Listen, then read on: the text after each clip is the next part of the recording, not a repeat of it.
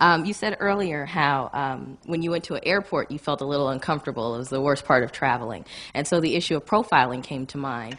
And I start thinking to myself, you know, with this new phenomenon of profiling Muslims, is it racial profiling or not? Because Muslims are, it's a religion and it's not a race. So help me out with that. Not sure I can help you out with that. This is a fantastic question. I'm glad you answered it. She's a very bright lady.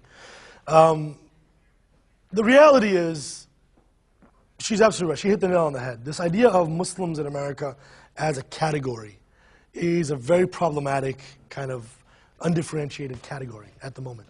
And I would actually argue that the word, the way it's being bandied about and used in the press and in the media, and as a result in the minds of the public, has become a term that is both under-inclusive and over-inclusive.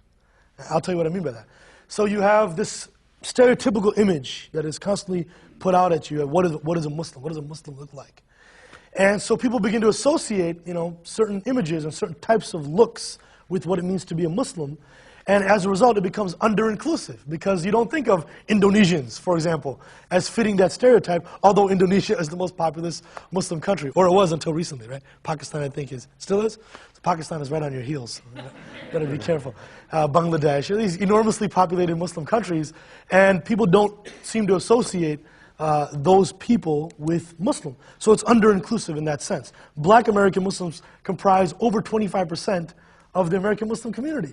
And you see a black guy on TV, you don't think, oh, he might be a Muslim, because people don't make that connection. So it is under-inclusive.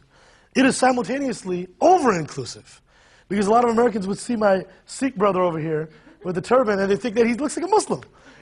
Well, he's not Muslim, right? I'm assuming. But, you know, because Sikhs wear a beard and have a turban, and people are associating that with Osama bin Laden, and there was actually a Sikh brother who was killed shortly after 9/11 because, again, being attacked under the presupposition that he was a Muslim or he was an Arab, there is this problem of over-inclusive. So it is a problematic category.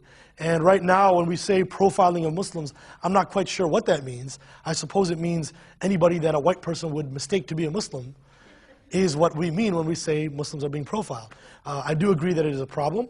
I think that, you know, regardless of our inability to correctly define it, it is a social problem, and clearly we can all feel that, we can all experience that. That's why when I do the joke about being on the plane, everybody laughs, because at some point you've had that thought.